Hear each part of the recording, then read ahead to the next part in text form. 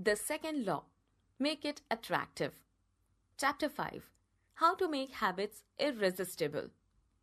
1940 में एक Dutch scientist ने, जिनका नाम निको टिनबर्गन था, ये जानने के लिए कि हमें क्या चीज मोटिवेट करती है, बहुत सारे एक्सपेरिमेंट्स किए। टिनबर्गन के इस काम के लिए उन्हें नोबेल प्राइज भी मिला था। टिनबर्गन ने नॉर्थ अमेरिका के सी शोर पर उड़ने वाले ग्रे और व्हाइट बर्ड्स हेरिंग गुल्स को इन्वेस्टिगेट किया था। टिनबर्गन ने अपनी रिसर्च में पाया कि अडल्ट हर्लिंग गुल्स की चोंच मतलब बीक पर एक छोटा लाल रंग का डॉट बना हुआ होता है और नए जन्मे हुए बच्चे खाने के लिए इसी डॉट को पकड़ते हैं।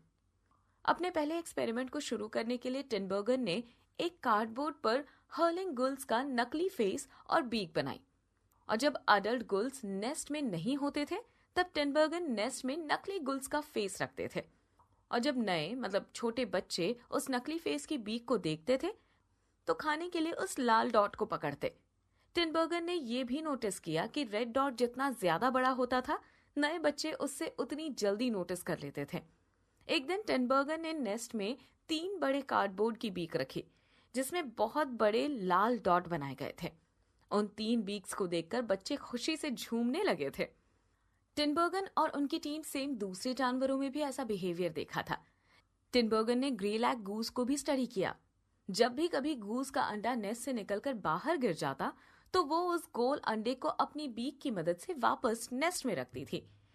गूस के अंदर ये इनबिल्ट होती है कि जब भी कुछ गिरेगा तो गोल जैसी दिखने वाली चीज को वापस बीक की मदद से अंदर रखना होगा, चाहे वो अंडा हो, पत्थर या कोई बॉल। ये कुछ इस तरह से था कि हर इंसान का ब्रेन कुछ रूल्स के साथ प्रीलोडेड होता है। साइंटिस्ट इसे सुपरनॉर्मल स्टिमुलाई कहते हैं। ह्यूमंस के अंदर भी ये सुपरनॉर्मल स्टिमुलाई होती है। ऑथर ने इसे जंक फूड का एग्जाम्पल दिया है। ऑथर कहते हैं, इंसानों ने हजारों सालों बाद टेस्टी खाना इवॉल्व किया है जिसे हम सब आज खाते हैं। हजारों साल पहले हमारे पूर्वज खाना ढूंढने के लिए स्ट्रगल करते थे, इसलिए उनके अंदर सुपरनॉर्मल स्टिमुलाई थी कि जो भी चीज सरवाइव करने के लिए मिले उसे खा लो। ऑथर समझाते हैं, वो सुपरनॉर्मल स्टिमुलाई आज भी हम सब के अंदर कहीं ना कहीं मौजूद है, जिसकी वजह से हम सब भले या जंक फूड खाते हैं, जबकि आज के जमाने में हमारे पास अच्छी डाइट मौजूद है। ऐसा इसलिए है क्योंकि पिछले 50,000 सालों से इंसानों का ब्रेन रिवॉर्ड सिस्टम बिल्कुल भी नहीं बदला है। ऑथर कहते हैं, आजकल मॉडर्न फूड इंडस्ट्री भी इंसानों की इसी सुपरनैचुरल स्टिमुलाई का फायदा उठाती है। फूड साइंसेस का सबसे पहला गोल ही ऐसे प्रोडक्ट्स को क्रिएट करना होता है जो कंज्यूमर को अट्रैक्टिव लगे। जैसे कंपनीज के पोटैटो चिप्स को और क्रिस्पी और सोडा ड्रिंक को और एनर्जेटिक बनाने के लिए लाखों रुपए खर्च कर देती है। बल्कि कुछ कंपनीज में एक डिपार्टमेंट ऐसा भी होता है जिससे ये चेक करना होता है कि प्रोडक्ट आपके मुंह में जाकर कैसी फील देगा, जिससे ओरो सेंसेशन कहते हैं। ये एक तरीके की क्वालिटी चेक करने की स्ट्रैटेजी होती है। ओरो सेंसेशन को आप ऐसे समझ सकते हैं जैसे फ्रेंच फ्राइज जो बाहर से दिखने में ब्राउन और क्रंची होती है और मुंह में जाते ही घुल जाती है। कुछ फूड्स में डायनामिक कॉन्ट्रास्ट स्ट्रैटेजी को इस्तेमाल किया जाता है, जैसे पिज्जा के साथ चीज और ओरियो बिस्किट की क्रंचीनेस के साथ उसकी स्मूथ क्रीम। इस तरह से आप उस खाने का, जैसे पिज्जा या ओरियो का टेस्ट कभी भी नहीं भूलते। यही वजह है कि आप इस तरह की चीजों को हद से ज्यादा खाते हैं, क्योंकि आपके ब्रेन को ये चीजें ज्यादा अट्रैक्टिव और टेस्टी लगती है।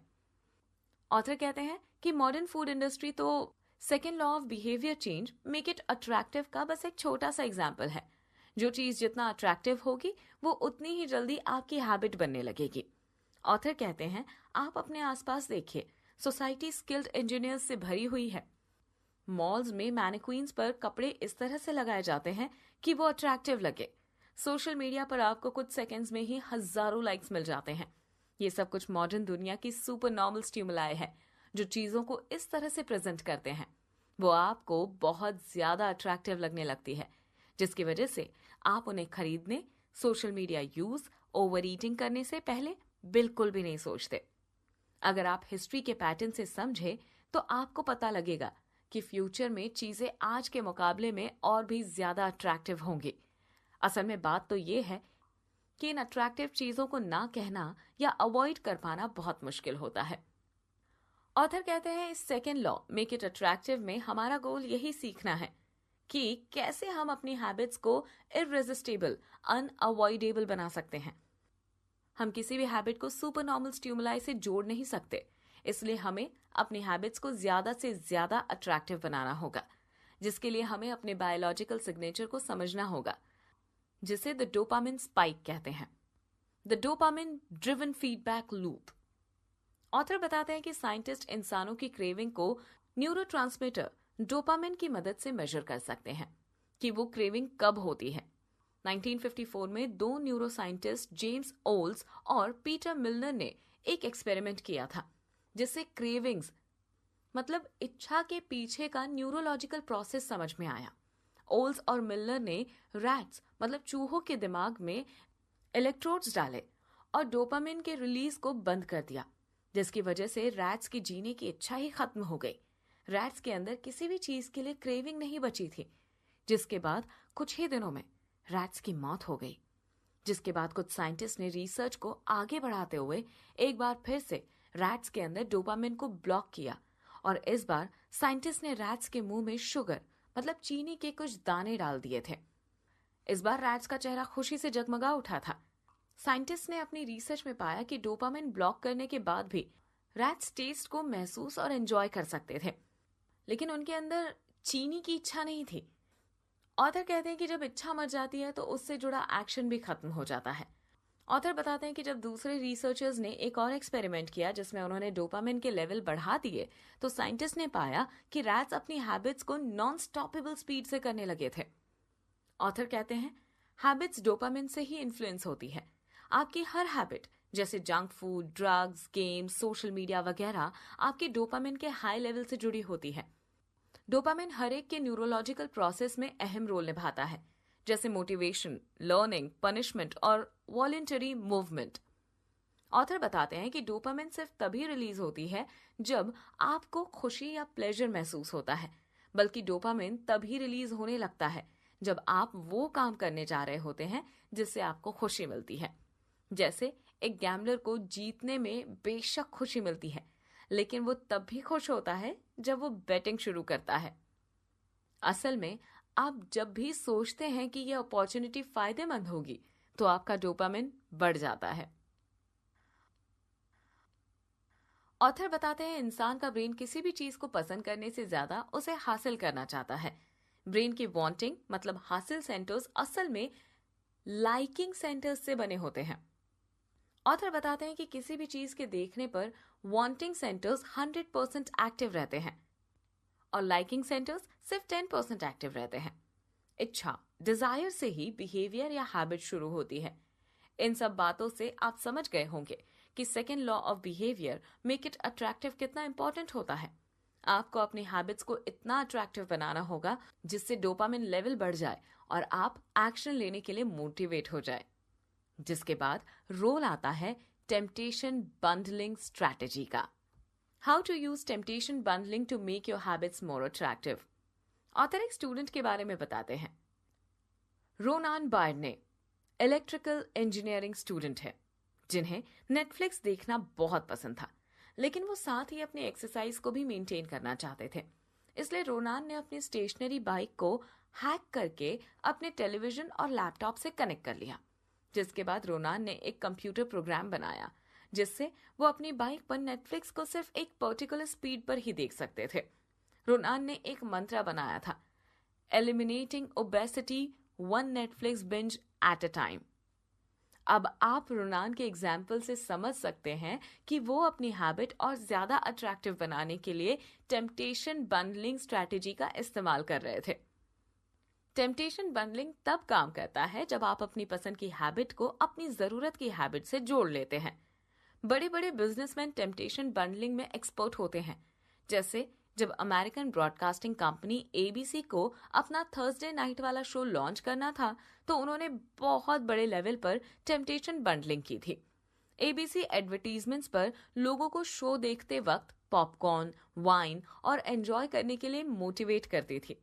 ऑथर बताते हैं कि एबीसी के हेड ने ऑडियंस मतलब दर्शकों की पसंदीदा और डेली हैबिट्स जैसे फन करना, वाइन पीना, फैमिली के साथ बैठना और पॉपकॉर्न खाना, इन सभी चीजों को एबीसी के शो के साथ जोड़ दिया था। धीरे धीरे लोगों ने एबीसी को हर थर्सडे 8 बजे देखना मजे और रिलैक्स करना समझ लिया था। इस तरह से टेलीविजन को ऑन करने की हैबिट अट्रैक्टिव बन गई। ऑथर कहते हैं, जब आपको अपनी पसंद अपनी हैबिट के साथ करना पड़ता है तो आपको कोई भी हैबिट और ज्यादा अट्रैक्टिव लगने लगती है। जैसे आपको अपना वजन कम करना है और आपको सेलिब्रिटी गॉसिप्स देखना पसंद है, तो आप ऐसा जिम ज्वाइन कर सकते हैं जहां पर टीवी में हर वक्त सेलिब्रिटी गॉसिप्स के शोज आते हो।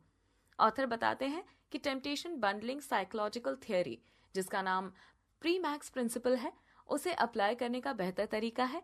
इस प्रिंसिपल को आप एक एग्जाम्पल से समझ सकते हैं। जैसे आपको अपने पेंडिंग मेल्स को देखना पसंद नहीं है, लेकिन आपको पेडिक्योर करवाना पसंद है, तो आप ये शर्त रख सकते हैं कि मैं जब भी पेडिक्योर करवाऊंगा या करवाऊंगी तो उसके साथ मैं अपने मेल्स को भी चेक करूंगा या करूंगी। इस तरह से धीरे धीरे आप पेडिक्योर से अपने मेल्स को जोड़ लेंगे और मेल्स को देखने की हैबिट आपके लिए अट्रैक्टिव बन जाएगी। ऑथर समझाते हैं कि आप लोग टेम्पटेशन बंडलिंग को हैबिट स्टैकिंग के साथ जोड़कर भी काम कर सकते हैं। The habit stacking plus temptation bundling equals to first current habit के बाद मैं habit I need divided by या जिस हैबिट की मुझे जरूरत है करूंगा। दूसरा हैबिट आई नीड, जिस हैबिट की मुझे जरूरत है उसके बाद मैं हैबिट आई वांट, उस हैबिट को करूंगा जिससे करना मुझे पसंद है। जैसे आप स्पोर्ट्स देखना चाहते हैं लेकिन आपको सेल्स कॉल करनी है। पहला, आप लंच ब्रेक खत्म होने के बाद में 3 क्लाइंट्स को कॉल करूंगा या करूंगी, नीड। दूसरा, 3 क्लाइंट्स को कॉल करने के बाद मैं स्पोर्ट्स देखूंगा, वांट। इस तरह से आप जरूरी हैबिट्स को जल्दी करेंगे, क्योंकि इसके बाद आपको उन हैबिट्स को करने का मौका मिलेगा जिन्हें आप करना चाहते हैं।